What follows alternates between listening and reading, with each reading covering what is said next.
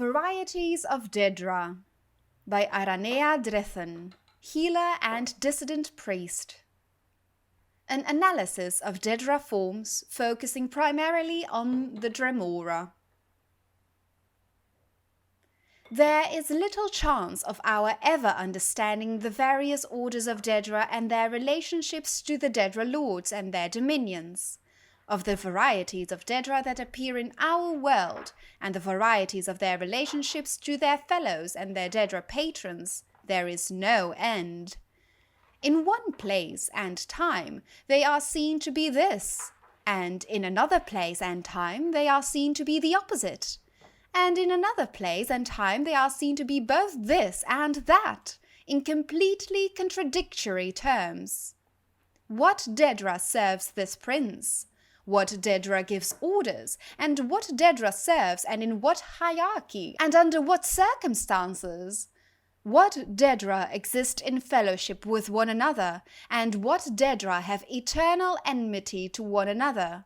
And what Daedra are solitary or social, and by turns solitary or social? There are no limits to the varieties of behaviors that may be observed, and in one place they may be this, and in another place they may be that, and all rules describing them are always found to be contradictory, and in exception to others. Further, from whom may we seek answers to our questions about these orders? From mortals, who know little but what they may observe of another world? From the gods, who speak in riddles of enigmas wrapped in mysteries and who keep things from us, the better to preserve their dominion over us? From the Daedra themselves, who are never the models of straightforwardness or truth-telling, but rather are famous for misstatements and obfuscations? And even were the Daedra to speak the truth, how can we know if they know themselves, or that there is any truth about them that is to be known? Or are all arrangements among the Daedra protean and ever subject to change? In short, what is to be known is little, and what is to be trusted is nothing. These things being said, I shall venture to relate what I have observed and heard of the relationships of the servant of Lord Dagon in my brief service to the Telvanni wizard, Divaith Fur, when I sought him out and offered to bring peace to the victims of Corprus in his sanitarium, once the prophecies of the incarnate had been fulfilled, and Agoth-Ur had been destroyed, and the blight had been banished from the island of Vardenfell forever. Divaith Fair told me that he, by choice, trafficked only with two Daedra powers, Mehrunes Dagon and Azura.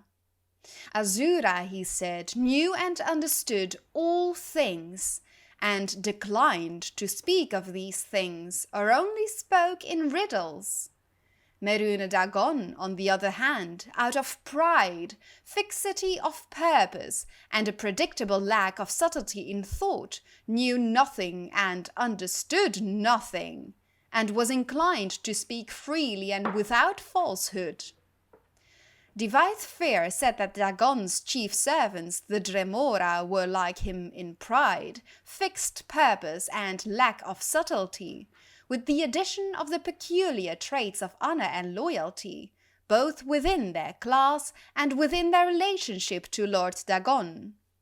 And Divaith Fair said that the Dremora were ordered into clans and castles, and these clans and castles were well defined. Individual Dremora might rise or fall in ranks, or move back and forth among clans, but only when regulated by complex oaths, and only at the will and pleasures of their Lord Dagon.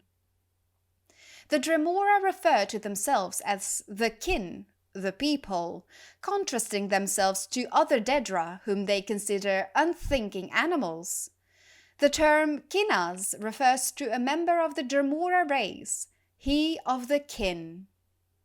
The least of kin castes are the churls, the undistinguished rabble of the lowest rank of Dremora. Churls are obsequious to superiors, but ferociously cruel to humans and other Daedra. Next in rank are the caitiffs, creatures of uncalculating zeal, energy without discrimination.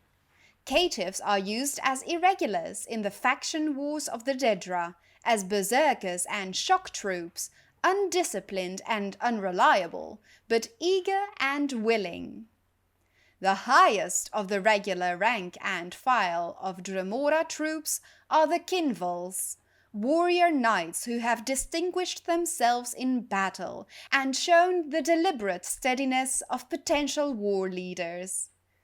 Above the rank and file warriors of the churl, caitiff, and kinval castes are the officer castes.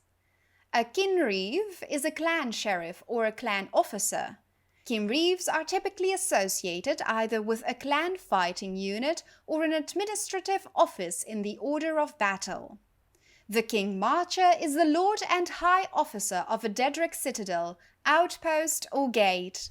A King Marcher's command is usually associated both with a unit and with a fief, a location or territory for which he is responsible.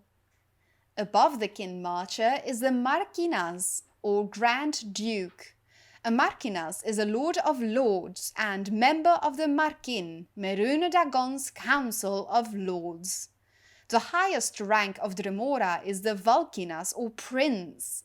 This warrior duke is a member of the Valkin, Mehrunes Dagon's personal guard. The Valkinas are rarely encountered on Tamriel. Normally they remain by Mehrunes Dagon's side, or serve as commanders of operations of particular importance or interest to Dagon.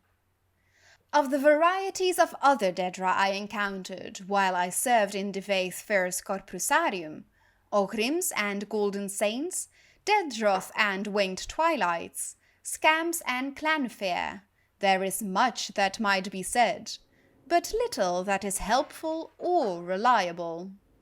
I did note, however, that when Devaith Fair sought a Daedra of a character like unto the Dremora, but of greater power and greater inclination for independence and initiative, or solely as a master, he summoned Xivilai, who are like the Dremora in personality and temperament, except that they hate subordination and are liable to disloyalty and betrayal when they feel they have not been treated with the proper deference and respect.